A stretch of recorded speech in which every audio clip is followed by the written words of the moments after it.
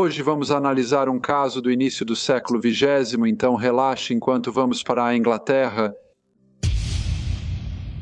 Herbert John Bennet nasceu em 1880 em Londres, numa época em que ainda havia divisões claras entre as classes sociais.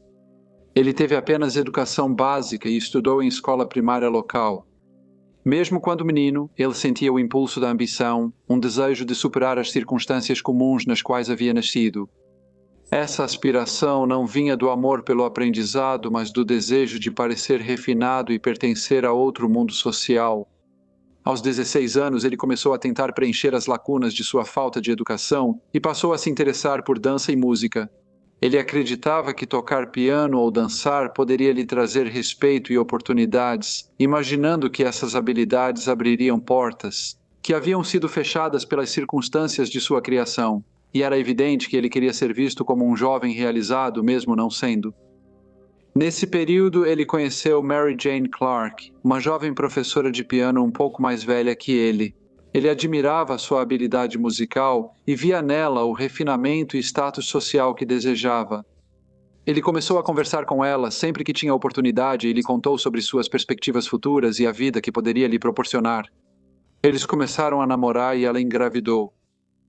Na época, as normas sociais exigiam que casais nessa situação se casassem logo, protegendo a reputação da mulher e legitimando a criança. Como resultado, eles se casaram logo depois, mas tragicamente o bebê nasceu morto.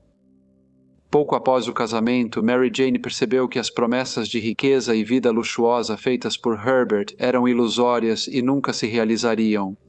Em vez disso, para pagar o aluguel, ele assumiu vários pequenos empregos, trocando rapidamente de um para outro. Ele foi assistente de mercearia e balconista, cumprindo suas funções, mas sem ficar tempo bastante para ter estabilidade. Chegou-se a sugerir que, ao receber pagamentos de clientes, ele nem sempre os registrava corretamente. Eventualmente, Herbert encontrou trabalho como vendedor de máquinas de costura. Ele parecia ser bom nisso, e seu jeito persuasivo lhe rendeu algumas comissões altas. Havia dúvidas sobre a legitimidade de algumas vendas e, após um tempo, ele foi demitido e mudou de ramo. Ele chegou a abrir sua quitanda, mas ela foi destruída por um incêndio. O seguro pago depois foi menor que o esperado, deixando-o desapontado e levando-o a buscar outra forma de ganhar dinheiro. Ele continuou com esse padrão de empregos breves e constante mudança de um trabalho para outro. Por um tempo, o jovem casal morou com a avó idosa de Mary Jane. Ela era uma mulher de posses modestas, com um relógio antigo e uma longa corrente de prata, prometida à neta após sua morte. Quando ela faleceu, os itens foram herdados, mas acrescentaram pouco à segurança financeira do casal ou à sua felicidade. E com o tempo, a devoção juvenil de Herbert à esposa deu lugar à irritação e à crueldade. Ele a culpava por limitar suas ambições e a submetia a abusos verbais. Apesar disso, em 1898, Mary Jane deu à luz uma menina, que o casal chamou de Ruby. Buscando novas oportunidades, Herbert adotou o nome Sr. Hood e levou esposa e filha à África do Sul. No entanto, essa empreitada durou pouco. Ele achou o clima do país muito difícil e voltou para a Inglaterra poucos dias depois de retornar a Londres. O casal acabou se separando. Apesar de hospedados em Bexley Heath, Herbert conseguiu trabalho em Woolwich e disse que a hospedagem era muito longe do emprego. Usando isso como desculpa, ele se mudou para Woolwich, onde se apresentou como solteiro. Ele visitava a esposa raramente e só dava dinheiro para as despesas básicas. Ele achava que sua vida foi marcada por ambições não realizadas. Isso, somado a seus fracassos e impaciência, o tornava cada vez mais dependente de formas enganosas de ganhar dinheiro. Em Woolwich, Herbert se mostrava um jovem bem-sucedido e circulava facilmente por vários círculos sociais. Logo interessou-se por Alice Meadows. Exibia charme e ambição, usando sua identidade para impressioná-la e também aos outros ao redor. Enquanto escondia a verdade sobre sua esposa e filho, ao conversar com as pessoas, ele falava com confiança sobre suas viagens ao exterior, especialmente sobre seu breve período na África do Sul, que na época era um assunto de grande interesse devido à Guerra dos Boeres em andamento. As histórias de suas aventuras fascinavam Alice, que sempre viveu em Londres no verão de 1900. Após conhecer sua família, Herbert sugeriu uma viagem de férias com Alice para Great Yarmouth, cidade litorânea que ele dizia conhecer de uma visita anterior. Alice concordou, mas como eles não eram casados, fez isso sob a condição clara de que ocupassem quartos separados. Depois, Herbert escreveu para uma dona de pensão para reservar quartos para ele e Alice, mas como estava cheia, conseguiu quartos no hotel Crown and Anchor. Eles viajaram de trem em um compartimento de primeira classe e chegaram no dia 4 de agosto. Durante a semana lá, Herbert fez questão de se mostrar atencioso, educado e cuidar da aparência. Sempre foi atencioso com Alice em público e em particular. Como de costume, ele falava de seus grandes planos, de sua suposta riqueza, de suas conexões influentes e da propriedade que afirmava que logo herdaria. Para Alice, uma moça humilde empregada no serviço doméstico, essas promessas eram muito atraentes. A ideia de estar com um homem que poderia lhe dar esperança de segurança e uma vida além de suas circunstâncias modestas a enchia de entusiasmo e expectativa. Eles voltaram das férias no dia 11 de agosto e 3 dias depois ficaram noivos. Naquele período, Herbert quase não via a esposa, mas sua mesada permitia que Mary Jane vivesse sem trabalhar em tempo integral. Ela podia mandar parte de suas roupas para uma lavanderia próxima, o que aliviava seu fardo diário. Herbert não tinha problemas financeiros, já havia dado anéis à esposa e nunca pediu que ela devolvesse. E acreditava-se que Herbert tinha uma fonte de renda adicional além do salário, pois seria muito difícil para ele manter uma casa separada, bancar um namoro caro e sustentar sua esposa, bebê e noiva apenas com seu salário. Logo após ficar noivo, Herbert foi a Bexley Heath para ver Mary Jane e pediu que ela viajasse para Great Yarmouth com o filho deles. Ela concordou, e ele disse para ela ir até o Rose Inn e pegar um quarto lá. Mary Jane ficou animada por ir para a costa e partiu naquele dia, hospedando-se no local. O local era gerenciado por Sra. Rudrum, que, a pedido de Herbert, se apresentou como Sra. Hood. A Sra. Bennet, ou Sra. Hood, como agora era conhecida, era uma pessoa muito quieta e reservada. Ela não falava com muita frequência, especialmente com pessoas que tinha acabado de conhecer, e sempre parecia estar satisfeita na companhia de seu filho. Quando saía, geralmente usava uma longa corrente de prata e um relógio. Um dia, enquanto caminhava pela praia, um fotógrafo local se aproximou dela e a convenceu a tirar uma pequena fotografia em chapa de estanho dela com sua filha.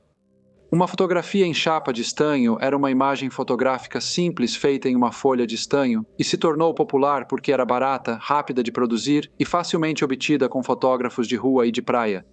Mary Jane concordou, pois não tinha uma fotografia dela com Ruby, e assim que a foto foi tirada, ela a colocou em seu quarto. A proprietária, a Sra. Rudrum, pouco sabia sobre a Sra. Hood. Ela não tinha recebido uma carta de apresentação e não estava ciente da chegada dela à pensão até o momento em que ela apareceu. Apesar de tentar conversar, a Sra. Rudrum achou Mary Jane difícil de se comunicar. Certa manhã, uma carta em um envelope azul acinzentado com um carimbo postal de Woolwich chegou à pensão e estava endereçada à Sra. Hood. A Sra. Rudrum entregou a carta para Mary Jane sem comentar nada e não pensou mais no assunto. No sábado à noite, 22 de setembro, Mary Jane colocou seu filho na cama antes de se arrumar para sair. A Sra. Rudrum concordou em cuidar de Ruby e depois de prender sua corrente de prata e o relógio, saiu da pensão. Mais tarde, ela foi vista andando de um lado para o outro perto da prefeitura, que ficava próxima à estação de trem. E parecia que ela estava esperando alguém chegar de trem de Londres quando o trem chegou. Maria Jane encontrou um homem e depois foram vistos juntos em um bar da cidade. Após saírem, foram vistos indo para a Praia Sul. Na época, a praia era um trecho negligenciado de areia e grama, frequentado por casais em busca de privacidade. Havia várias depressões entre as dunas que ofereciam abrigo da vista, e o casal foi em direção a uma delas. Outro casal ali perto, mas pouco atento além de suas próprias preocupações, notou duas figuras indo para trás da duna. Eles não presumiram nada de incomum e não os observaram de perto. Algum tempo depois, ouviram a voz de uma mulher chamando, mas não deram importância. No mesmo dia, pouco antes da meia-noite, o homem que Mary Jane havia conhecido na estação chegou sozinho a um hotel e pediu um quarto. Explicando que havia chegado tarde no trem e planejava partir cedo na manhã seguinte, o porteiro observou que ele parecia agitado e suas mãos tremiam levemente ao aceitar uma bebida. O porteiro garantiu que o acordaria para pegar o primeiro trem da manhã. No início da manhã de domingo, dia 23, um banhista caminhando pela Praia Sul encontrou o corpo de uma jovem deitada na areia. Um cadarço estava amarrado ao pescoço dela e a polícia foi avisada imediatamente. Os policiais chegaram rápido, isolaram a área, coletaram observações iniciais e supervisionaram a remoção do corpo ao necrotério para exame detalhado. Nada indicava quem era a jovem ou como ela foi parar ali. Great Yarmouth estava lotada de visitantes e a praia atraía pessoas de todos os tipos, principalmente à noite.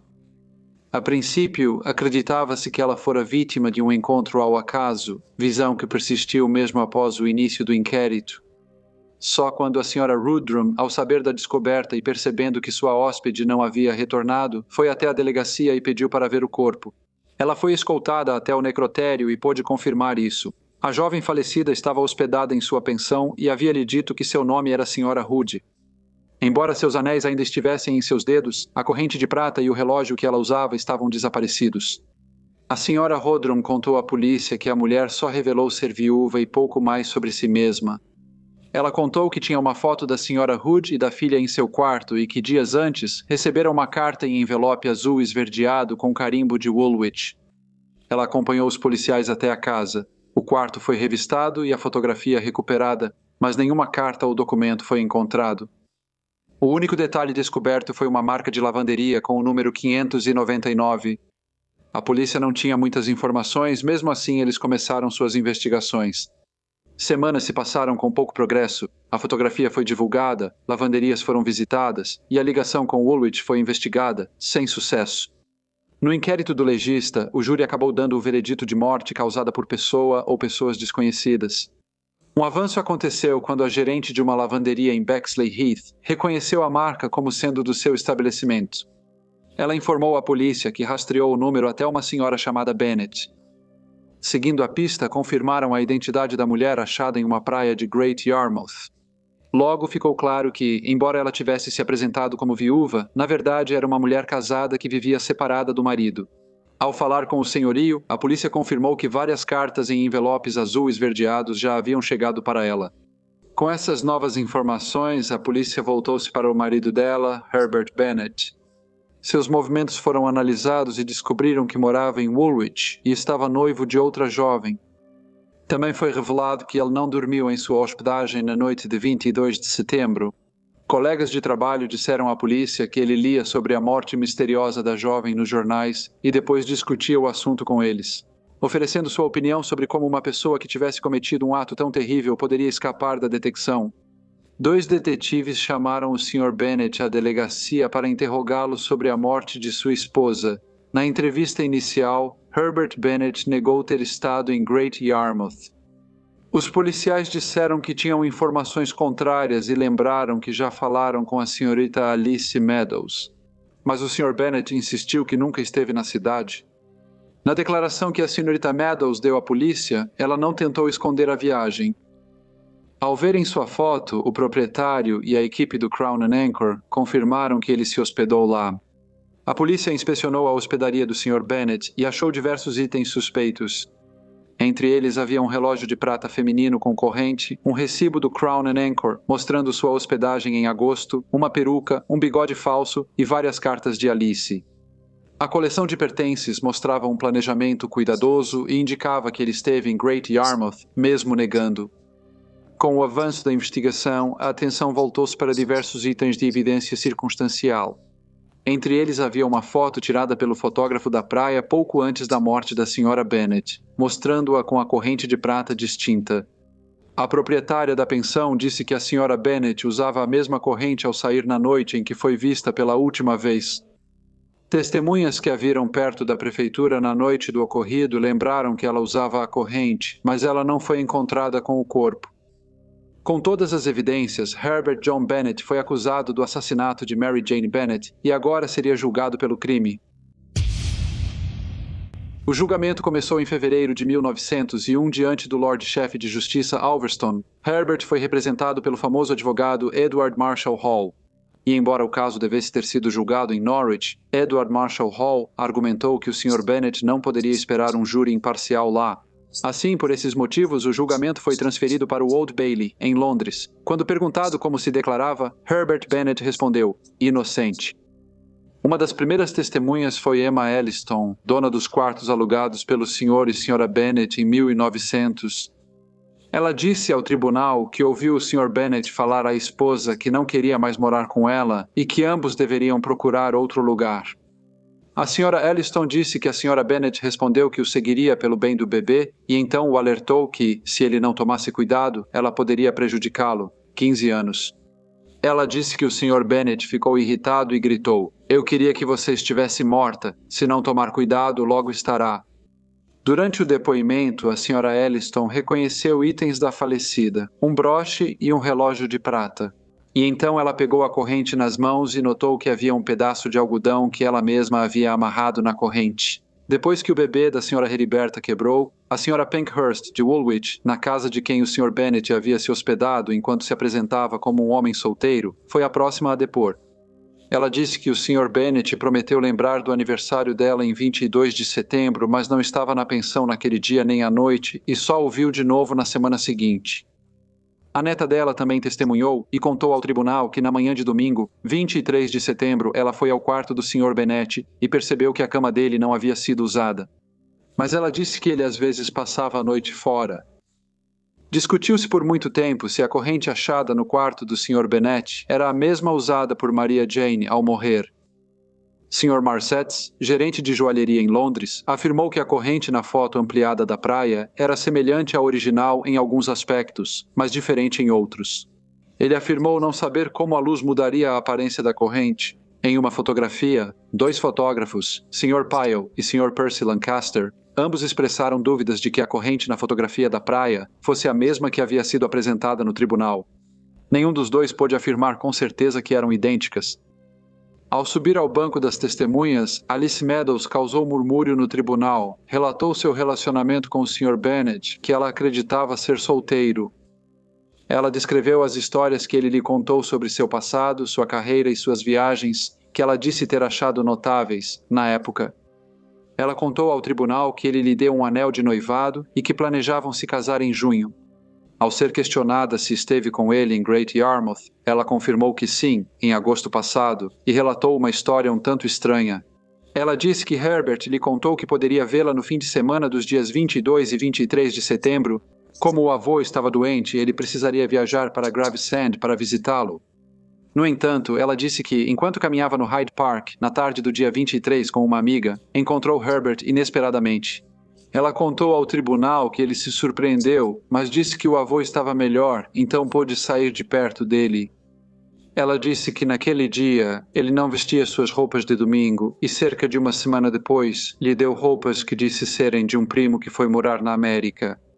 Com expressão solene, Alice disse que só soube do casamento dele e que as roupas eram da esposa falecida após sua prisão. Nesse depoimento, o Sr. Bennet frequentemente olhava para baixo e parecia menos calmo que antes. No julgamento, várias testemunhas relataram os movimentos do Sr. Bennet em Great Yarmouth. Funcionários do hotel confirmaram sua estadia e testemunhas relataram tê-lo visto em um pub com Mary Jane na noite da morte da jovem. Uma testemunha, o Sr. Sholto, contestou essas afirmações. Douglas relatou ao tribunal que encontrou o Sr. Bennet em 22 de setembro durante uma caminhada, quando Bennet falou sobre seu trabalho em Woolwich. Ao ser interrogado pela acusação, Douglas afirmou não ter dúvidas de que o homem encontrado era Bennet. Ao todo, 30 testemunhas foram chamadas e o julgamento durou 6 dias, concluindo na noite de sábado, 2 de março, quando o júri foi enviado para deliberar. Eles não demoraram muito. Em menos de uma hora, retornaram e informaram ao tribunal que consideraram o réu, Herbert John Bennet, culpado pelo assassinato de sua esposa. Após isso, o juiz o sentenciou à morte e ordenou que ele fosse levado para a prisão de Norwich, em Norfolk, onde a execução aconteceria. Durante todo o julgamento, o Sr. Bennet afirmou ser inocente, e mesmo antes de sua execução, disse que não podia confessar um crime que não cometeu. Ele foi executado na quinta-feira, 21 de março de 1901, na prisão de Norwich. Após isso, a guarda de Ruby foi concedida ao pai de Mary Jane Bennet. No entanto, a história não termina aí. Alguns achavam que Herbert era inocente e que, mesmo tendo ido a Great Yarmouth, não foi responsável pela morte de Mary Jane. Essas dúvidas ressurgiram no domingo, 14 de julho de 1914, quando outro assassinato ocorreu em South Beach, reavivando as lembranças do crime cometido lá 14 anos antes. O corpo de uma jovem chamada Dora May Gray, de 17 anos, foi encontrado muito perto do local onde o corpo de Mary Jane havia sido encontrado em setembro de 1900. Assim como Mary, sua garganta havia sido firmemente amarrada com uma meia e um cadarço. O legista da polícia afirmou depois que a morte foi por estrangulamento e ocorreu logo após a meia-noite. A senhorita Gray era órfã, havia sido criada por 2 tias e trabalhava como empregada doméstica. Ela foi vista viva por volta das 8 horas daquela noite e, apesar de intensas investigações, o caso seguiu sem solução. Muitos creem que não foi coincidência e que o assassino de Mary, Jane Bennett, atacou de novo. Olá a todos e muito obrigado por ouvirem. Como de costume, por favor, deixem qualquer comentário ou sugestão que vocês tenham e espero ver todos vocês novamente no próximo Briefcase.